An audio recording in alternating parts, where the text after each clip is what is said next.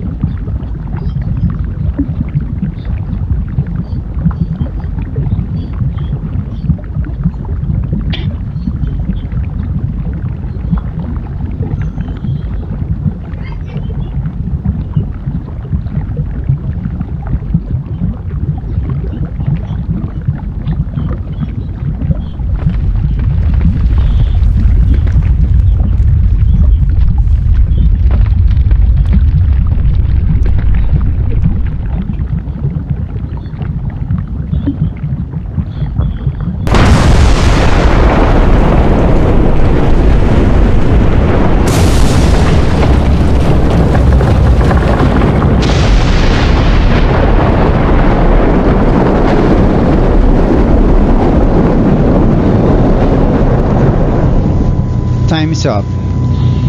Let us now check your answer.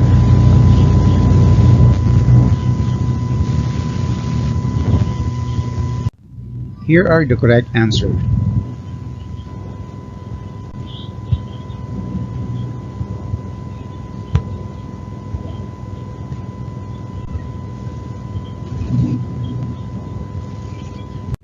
Number 1. Francisco P. Buencamino Sr. He taught at the Ateneo de Manila and at Centro Escolar de Señoritas, whose Conservatory of Music he founded. He also created the Buencamino Music Academy in 1930, where Nicanor Abelardo was one of his students. Many of his piano works has become a staple part of the Philippine repertoire of today's young student, especially Bayon, Larawan, and Maligayang Bati. Here are some example of his work. Harana, Pandango ni Neneng, Colar de Sampaguitas, Dulces Las Horas, My Soul's Lament, Mi Bandera, Maligayang Bati.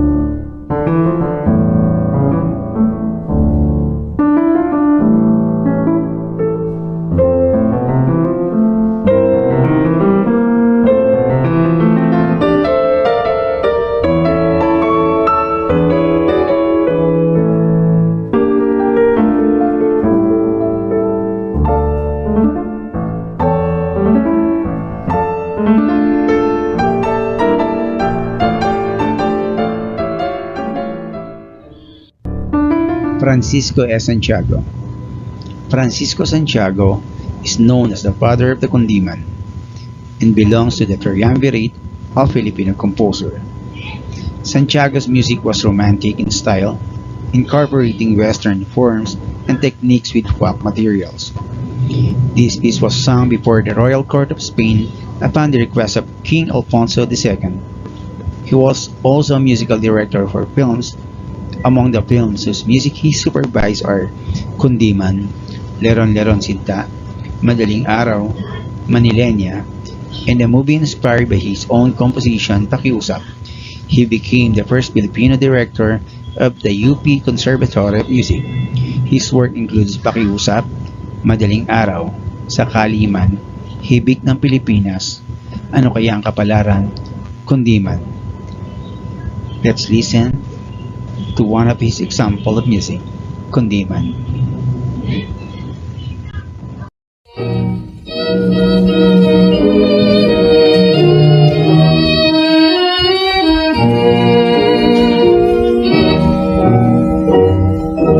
Pusong bihag ng dalita at higib ng luha ang naritong humihibig nabigyan ng awa. Buksan mo ang langit at buksan mong pakinggan ang aking ligalig na kapagdarandam.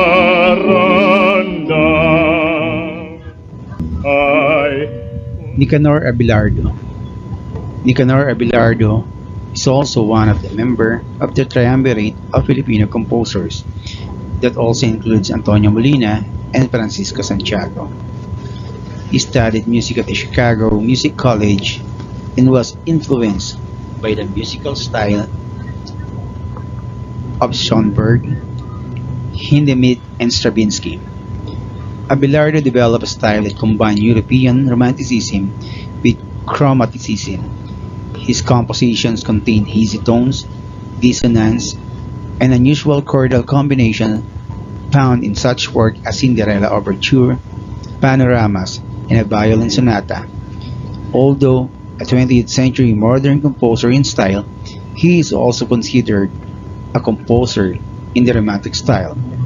His work also include Mutya ng Pasig, Nasaan Ka Irog, Kabatina for violoncello, Magbalik Ka Hirang. Let us now listen to one of his work.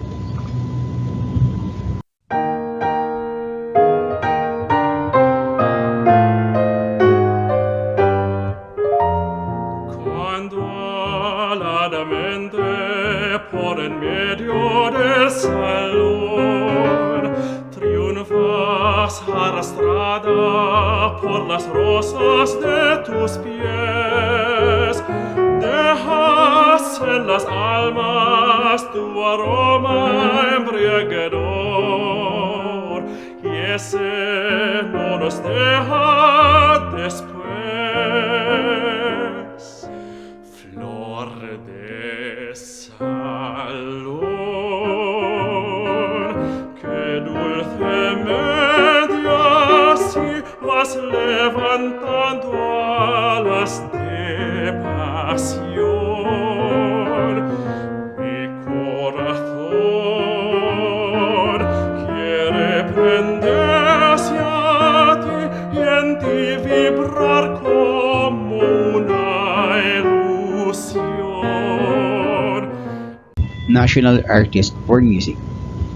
Antonio Molina, the first national artist for music, is considered one of the triumvirate of Filipino composers, which also includes Abelardo and Santiago. He began his music career as an orchestral soloist at the Manila Grand Opera House. He served as Dean of the Centro Escolar University Conservatory of Music from 1948 to 1970.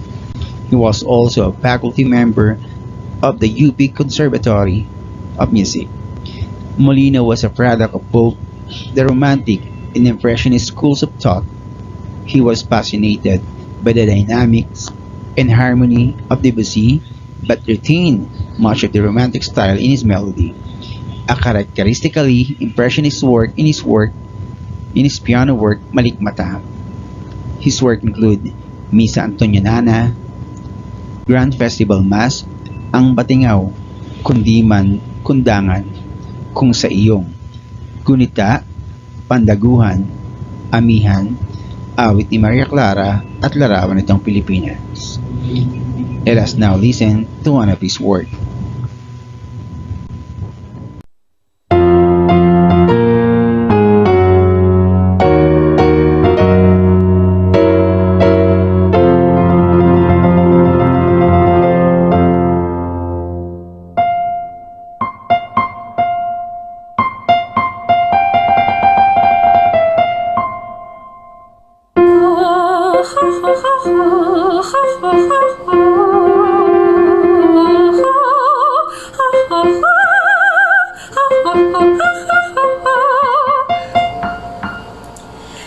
Ikaw sa bulaklak ang sumasariwag sa mga halamay nagpapasagana.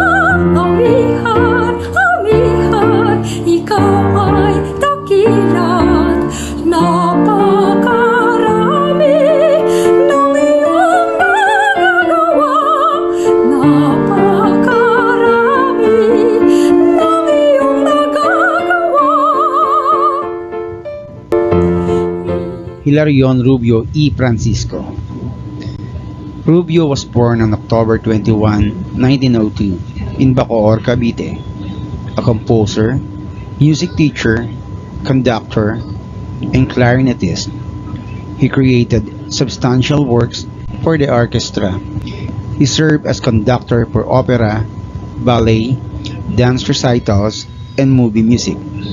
He held various positions including as Vice President of the PASAMBAP or Pambansang Samahan ng mga Banda sa Pilipinas, the National Band Association, Board and Charter Member of the League of Filipino Composer, and the first President of the Philippine Bandmasters Association. He was the conductor of the National Opera Company for 23 years from 1937 to 1960.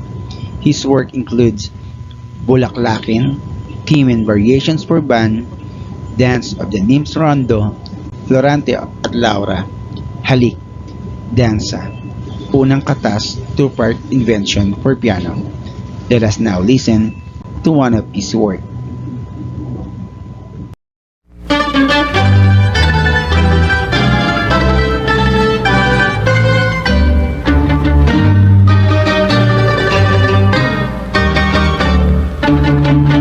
Chichichi, alibang-bang, sa gintong, sa lagubang, ang babae sa lansangan, ang kabili, ang tanda, mamamama, sa kanin, yung bagay natin, pagdating sa Maynila, sa Maynila, pagdating sa Maynila, ibabalik ang halika, pagkatapos ay pakinggan. Doon po sa amin, maralit ang bayan. Napatay ng hayop, nipik ang pangalan. Ang tabako nito ay pinatunaw. Lumabas na langis, siyang natapayan. Colonel Antonino Buenaventura, National Artist for Music. Colonel Buenaventura further developed his musical abilities at the Conservatory of Music at the University of the Philippines at the age of 19. He received a teacher's diploma in science and compositions at the UP. Nicanor, Abelardo, and Francisco Santiago were among his famous mentors. Buenaventura was actively involved with the various military bands which ultimately earned him his military rank as colonel. He was a music instructor and band conductor of the Philippine Military Academy. Later, he restored the Philippine Constabulary Band in 1945. He promoted Philippine music through his extensive use of folk materials which he had recorded around the country with Ramon Tolentino, a national artist for dance, Francisca Reyes Aquino. Buenaventura composed the music and folk dance notations for the dance research of Aquino. His work includes Minuet, Mindanao sketches, Divertimento for piano and orchestra, variations in folk, and greetings based on Philippine folk music, Pandang sa Ilaw, one of his most popular music. Let us now listen to Pandang sa Ilaw by Colonel Antonino Buenaventura.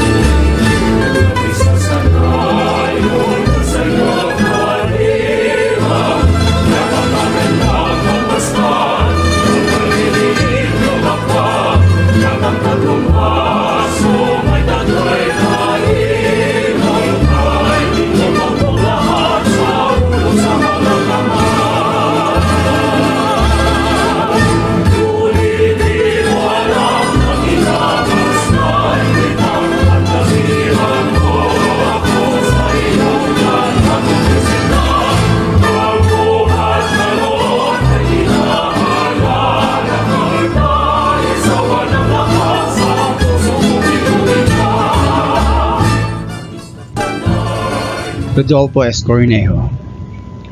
His first composition at age 10 was a piano piece entitled Lisando Waltz. It was followed 3 years later by a military march entitled Salute. At the age of 14, 26 of Cornejo's compositions were already listed by the United Publishing Company Incorporated. Cornejo was the soloist of the Manila Symphony Orchestra, Filipinas Youth Symphony Orchestra, and UP Symphony Orchestra. Later, he became the musical director of the Sampaguita and Vera Perez music companies. Since 1978, he held concerts in the United States.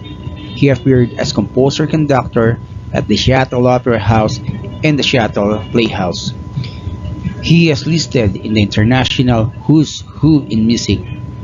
Cornejo was also known for his extemporaneous thematic improvisation based on the letters of people's name. His work includes A la Juventud Filipina, Bailes de Ayer, Caprice on Folk Song, Ibong Adarna, Kandingan, Malakas at Maganda, and many more. Let us now listen to Paalam na Sinta by Rodolfo Cornejo.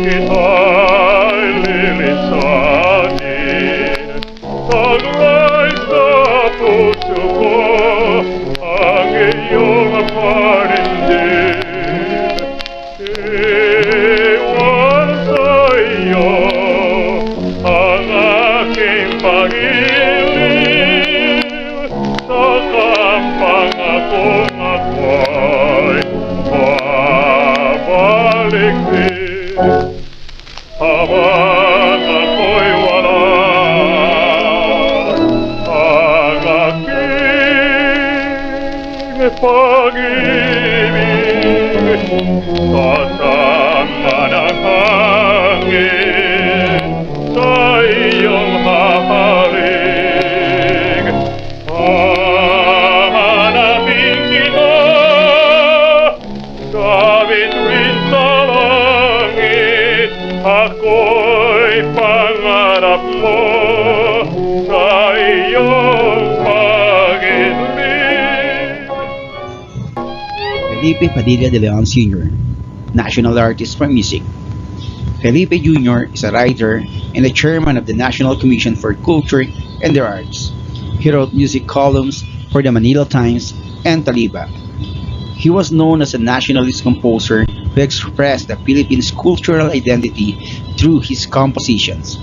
Two operas which are considered his masterpieces are the Noli Me Tangere and El Filibusterismo. These two operas have been staged in the Philippines and abroad. He also wrote a march during the Japanese regime entitled Tindig, Aking Inang Bayan, and another march, Bagong Lipunan, during the martial law. He wrote the popular Christmas carols, Payapang Daigdig, Noche Buena, and Pasko na Naman. Let us now listen to Pasko na Naman, written by Felipe Padilla de Leon.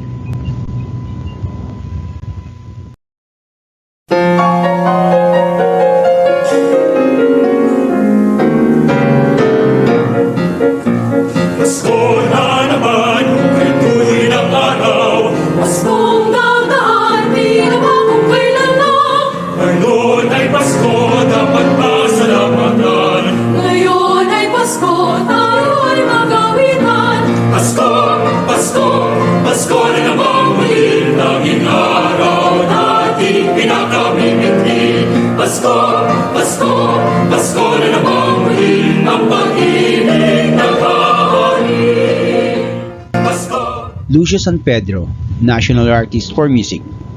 San Pedro was born on February 11, 1913 in Angono, Rizal. San Pedro is known as a romantic nationalist.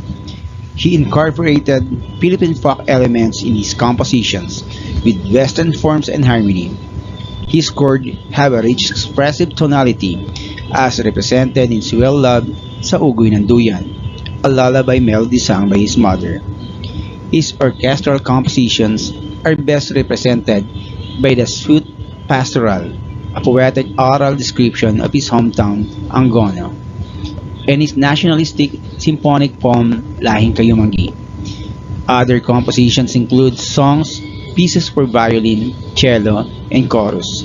His work for the symphonic band was where he was most prolific and productive both as composer and conductor. Let us now listen to Sa Ugay ng Duyan by Lucio San Pedro.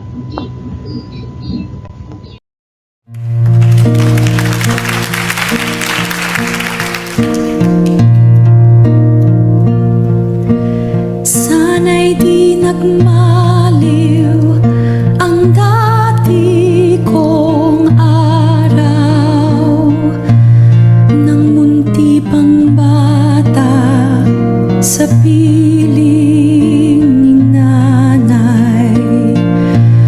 Nais kong maulit ang awit ni inang mahal, awit ng pag-ibig habang ako'y nasa duyan. Sana'y di nagmaliw ang dati kong araw nang munti pang bata sa piling ni nanay. Nais kong maulit ang awit ni inang mahal, awit ng pag-ibig habang ako'y nasa duyan. Sa aking Rosendo E. Santos Jr. As a UNESCO scholar, Santos was awarded the Philippine Composer of the Century after receiving the Composer of the Year award in Manila in 1956 and 1957. A prolific composer, he had composed several piano concerti, sonatas, symphonies, symphonic poems, 5 operas in Filipino, numerous band overtures, and more than 200 marches. He had also written 50 masses in Latin and 20 in English. He has more than 1,000 musical compositions in the library of the University of the Philippines. Let us now listen to one of his works.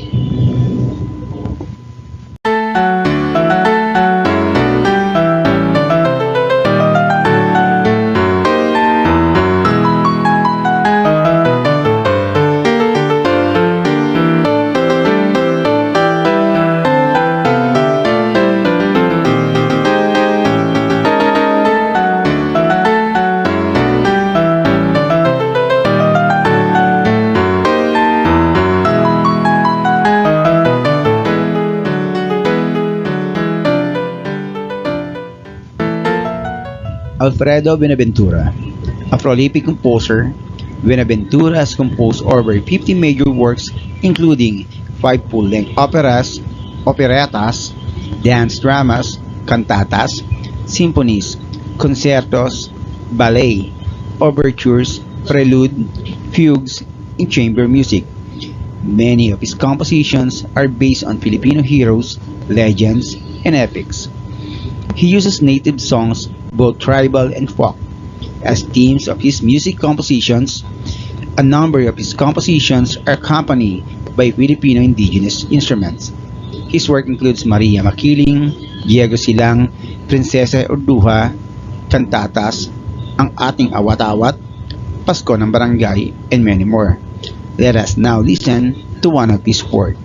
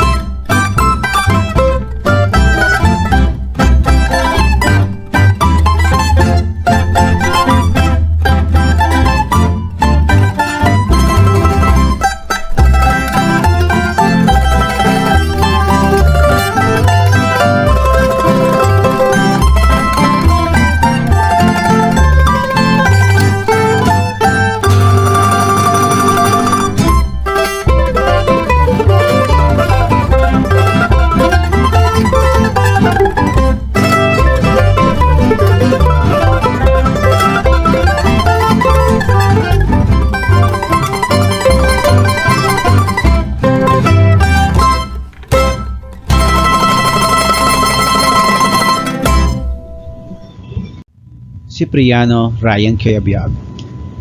Cayabyab is a popular contemporary composer who also has classical compositions to his credit, such as Misa, 4 poems for soprano and piano, and Te Deum. His compositional style makes much use of syncopation, extended chords, and chromatic harmony. Among his numerous compositions are the award-winning Kay Ganda ng Ating Musika, as well as the modern zarzuela Alikabok, the opera's Hilarion with libretto by Fides Cuyugan Asensio, and a variety of choral pieces and song cycles. He also served as the executive and artistic director of the San Miguel Foundation for the Performing Arts, which oversaw the operations and programming of the San Miguel Philharmonic Orchestra and the San Miguel Master Choral. Let us now listen to Kumukuti-Kutitap by Ryan Cayabyab.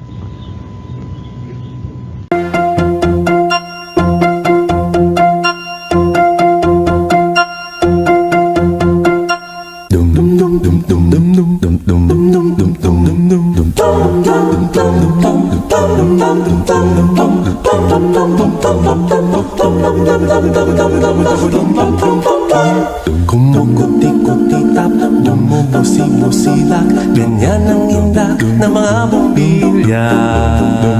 Kikindag-kindag, kukurap-kurap, pinaglalaroan ninyong mga mata. Kumukuti-kutitap, bumubusi-busilak, ganyan ang indak ng mga bumbilya. Kikindag-kindag, kukurap-kurap, pinaglalaroan ninyong mga mata. Iba't ibang palamuti ating isabit sa puno.